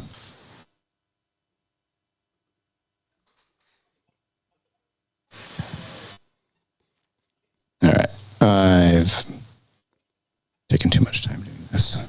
And of course, you can use bump maps and displacement maps in render to get it to be grunged up as well. There's so many ways you can do things. It's really neat. It is very fun. Turn this up a bit. And my melted state again. I'm going to work totally destructively again. Let's see how many. These two shots go together. Crap. Ooh. The Doom one isn't. Can you just color correct the one? I know, right? Yeah. Oh, you're right. You're right. I mean, All you got to do is that's one of those that might just work without even. Tint black and red done, or multi-tone in Universe if you want 3 colors quickly and easily in Premiere. One thing I like doing is actually you go, hey, looks, and you got all these stupid Lumetri presets. You get rid of that, and you go down and you go, just drag it onto the source that you want to match, and then you click edit, and ideally looks opens. Can we all see it? Yeah, and then you click this little camera icon, and that goes up here to the reference library. Spoilers for my movie. Get out of here. Who cares? No. Click OK. And then just, get rid of looks. You don't need it there anymore. But then let's reset this, scale this up, and drag looks onto it. Go to edit.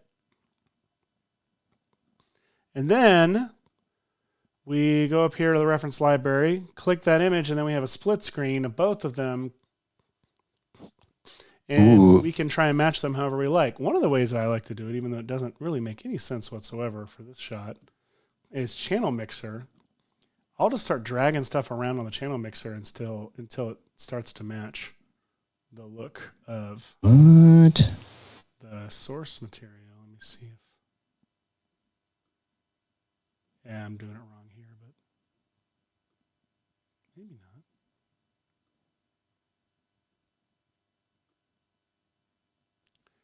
If I do 4-way color... I am taking so long to make this very stupid thing.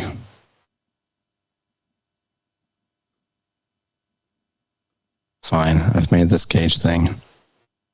Fine. I think it looks great. Get it? Because it's like a great... Oh, never mind. Damn it to hell. Every time. Always gets us. You're right. There we go. Doing colory stuff. This looks Now, like I don't know if I still need to from, create the whole... Peter Weir or Ridley Scott's Oh gosh, Ridley Scott Thanksgiving. that is definitely Ridley Scott. Looks like To me like someone walked into a room full of dead iders. Nailed it. I mean, I can't tell like through the split screen, but it really feels like if you just like eliminate the one hard line of the car, nothing like up in the top left corner. Yeah. Everything else would totally, I would totally buy it. No, look at that. I mean, I think those. Oh, geez, look at that. Yeah. They cut together well. We got 13 minutes. Then I have another meeting. Almost like these people might have learned film language and from each other and worked with each other It's true. frequently. I don't remember who was filming these movies at the time. Dean Cundy did Roger Rabbit, I believe, and then Douglas Slocum, I believe, did Raiders, or all three Indiana Jones. All three, the first three. Dougie Slocum. Nikolai Markart says this color grading process by Seth makes me think of just how perfectly natural they made nearly every scene looking in Endor. Is this Magic Bullet Looks by chance a valid tool for merging FX and real footage? Yes. I would do some compositing first and then use Magic Bullet Looks over top of it to help everything sit together. I believe I've made... I think there's going to be a tip coming out Tuesday about doing this exact sort of thing on the Red Giant YouTube channel. So if you're interested in compositing FX and CGI into your real footage, Red Giant YouTube channel has a lot of tutorials for it. I would first start with Super Comp, and that helps your CG stuff sit into the footage well. It's got tools like light wrap and haze and some basic color correction tools that help you match your CGI footage onto your footage plate. So that it just helps things match and meld and feel like they fit together. And then over top of that, I'll usually use Magic Bullet Looks to get, maybe some film grain added into it if necessary, or just a little bit of lens distortion. And of course, an overall color grade and some diffusion and stuff to really help everything feel like it was shot on the same camera at the same time. That's my usual process is Super Comp first, and if I'll usually match the grain in Super Comp because Super Comp has some really neat grain matching tools in it. So I'll usually do my grain in Super Comp, and then over top of everything after I do Super Comp, which has the light wrap and the grain matching and all that, then I'll over top of that put Magic Bullet Looks with a little subtle bit of lens distortion, a little bit of chromatic aberration, that sort of thing. So well said. Yeah, Super Comp first, then Magic Bullet Looks is my workflow almost all the time for VFX. Assuming I'm the main person doing all of it. The music video project I worked on a while back, I was just doing the VFX, so I had to work in log and then pass it on to a colorist later. Which is another really handy thing in Super Comp is that you can comp and have everything, like view everything in nice RGB space so it looks good on your monitor, and then output it as log back to the color in the same format back to a colorist, so they get it in the same sort of nice wide gamut format they'd like for coloring. So it's very handy. Jamie Hashimoto asks, where do you get your models, I think. Well, Jamie, Hashi just made one from scratch earlier. Who also Sketchfab for fun things. Sketchfab is my quickest go-to for these kinds of things. Production Crate, Action VFX, both great resources for 3D models that you can use for things. Of course, there's a bunch of other places out there, Adobe Stock, TurboSquid. There's tons of places out there to get models. And of course, you can make it yourself using Moves by Maxon. If you have a Mac, you can photogrammetry up a 3D model, or there's plenty of other photogrammetry options out there as well. Absolutely. And if you're building something really cool or complex, for example, Godzilla -1, I know that I got a Arachno Boys, probably rip of that, probably not a build. But the original was built in ZBrush, which is crazy. There's a whole lovely little feature on that. Let's see, did I save that to our show notes, Michael? Mm-hmm. Let's see, there was a really cool featurette on Maxon about using ZBrush to make. Oh yeah, there we go. I'm pasting it again. I am doing a quick export of this shoe. It has three little. I'm just going to do little PNG frames. No, I could do TIFF, but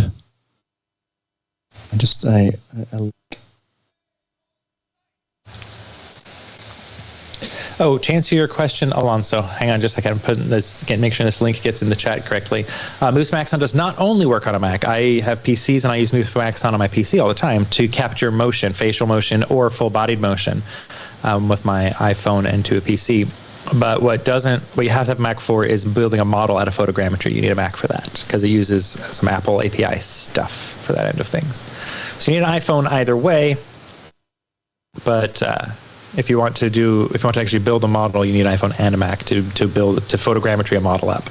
But if you're just getting full body motion or especially facial capture, I love the facial capture in Moose by Maxon. You don't need a Mac. You can do that on a PC, but you still need an iPhone. I'm just jumping into I've just grabbed 3 frames of the shoe here, and I'm using the select subject. I guess you could say remove background button in here. So I can just start to try to put together, I'll try to paint out these, the hands there. Actually, I didn't even think about this. Let me see. Went back to these originals. I wonder how consistently I could get something if I tried to select Doom's hand here. What are you? I want to make content-aware filling. I'm going to try content-aware filling just a little bit right here.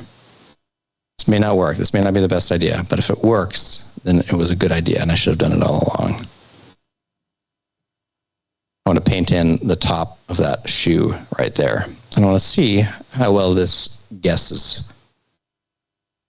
That's pretty good. Worse. It's pretty good. Worse. This one's pretty good, though. Oh, you're generative filling. Okay. Generative filling. So I can do that to this frame, merge that down, and then click on the Remove Background button.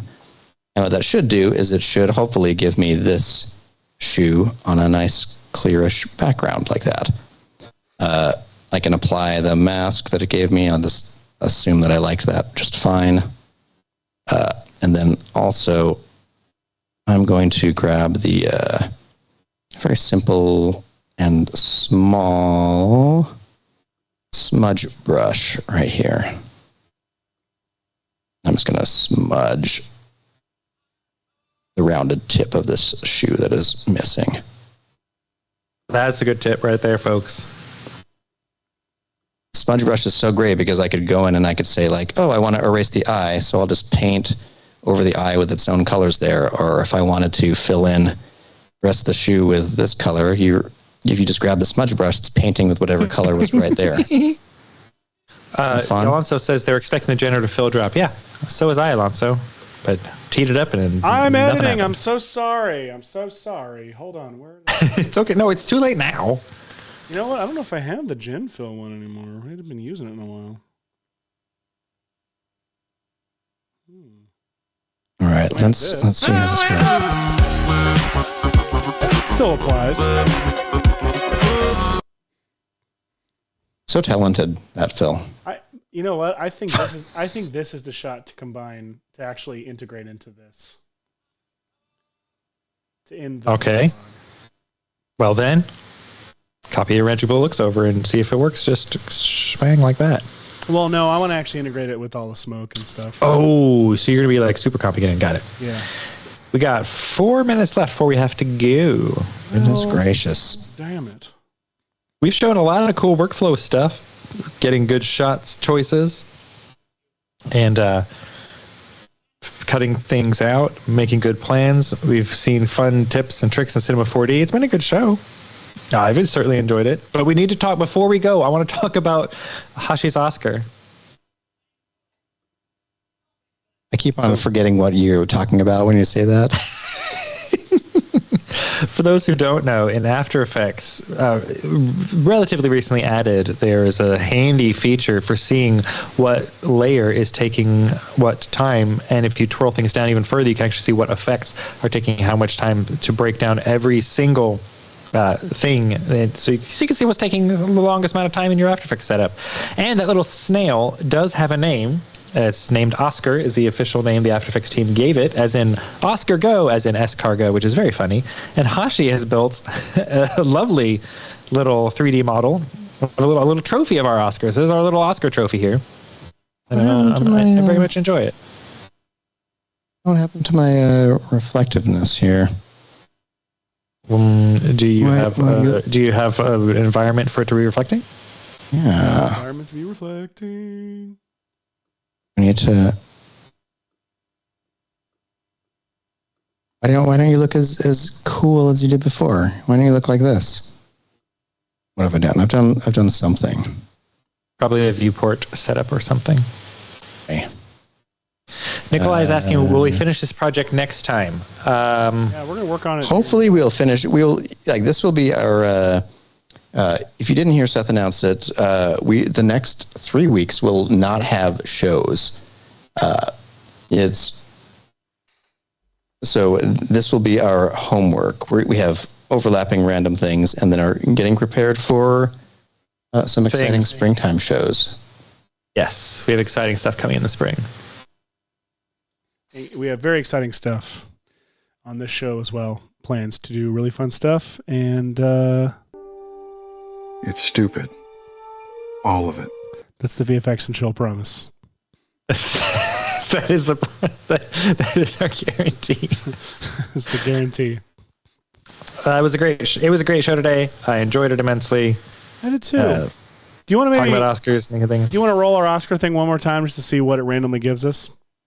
I think we should, for sure. It'll be just so it can upset us that we could have been doing this the whole time. I may have broken something with it, so hold on 1 second. I want to make sure. I'm going to go back to HD for my face. HD maybe. For the face. Do.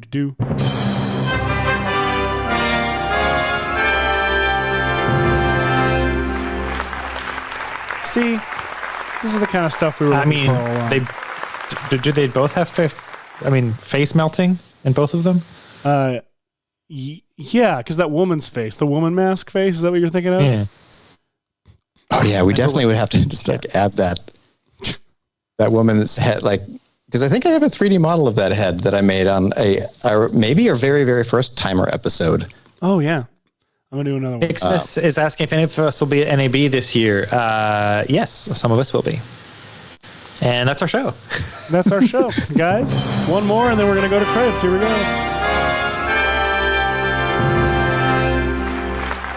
That's too obvious. Bye, everybody.